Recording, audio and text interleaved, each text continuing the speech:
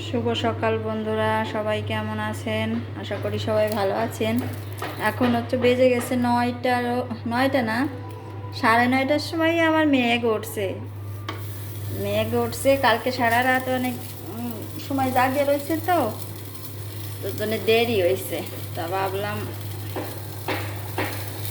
ও উঠলে তারপরে ওর জন্য নাস্তা বানাবানি। শ্রুতি অবশ্য খাইছে, আমি খাই নাই। এই পাশে আছে কালকের ওই যে মাংস তরকারি রয়েছে। আমরা তো কালকে ওই যে বেলা হলি খাইছি, আমি আর রাত্রেবেলা খাই নাই। এখন ওইটা অনেক আগেই গরম দিয়ে রাখছি। আর এখন হচ্ছে পরোটাটা ভাজবো। পরোটাটাই অনেক সুবিধা আমার জন্য, বিপদের সময় কাজে লাগে। সব সময় সব কিছু আর কি তৈরিও করতে পারি না। অনেক সময় আমার মেয়ে হচ্ছে পিঠার পাগল। হচ্ছে হঠাৎ করে বলে মা পিঠা খাবো, তখন এর একটা ভাজি দিলেই আর কি খুশি হয়। আমরা তো রুটি টুটি খাই না।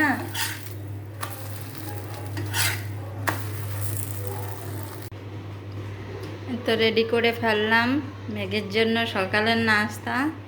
মেঘ হচ্ছে লেবু জল খেতে খুব পছন্দ করে, তা 1 গ্লাস লেবু জল দিলাম। এটাই হলো, ওরে খাওয়াই দেবো। এখনও তো আর নিজে হাতে খাইতে পারে না।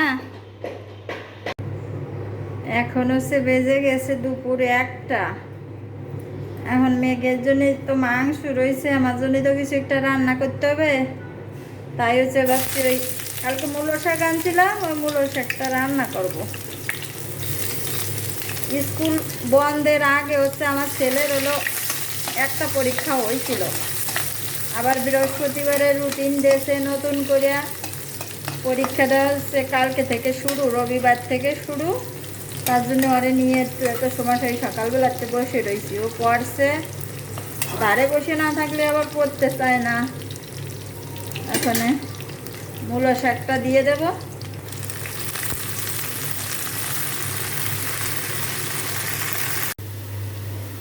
আমার ভাজিটা হয়ে গেছে। আমার মামুনিটা হচ্ছে ঘুমাইছে এখনো। ও ঘুম থেকে ওঠার আগ পর্যন্ত মেঘরে আমি আবার পড়াতে বসবো। কালকে হচ্ছে ওর ইংরেজি পরীক্ষা আছে, আজকে একটু না পড়ালি তারপরে আবার কি ভুল করে আসে।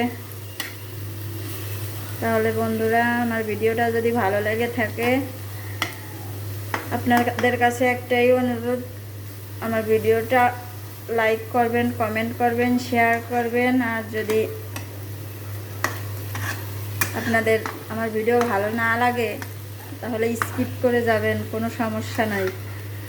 আজকের মতো ভিডিওটা এখানেই শেষ করলাম। সবাই ভালো থাকবেন, সুস্থ থাকবেন, আমাদের সঙ্গে থাকবেন আর সাবধানে থাকবেন,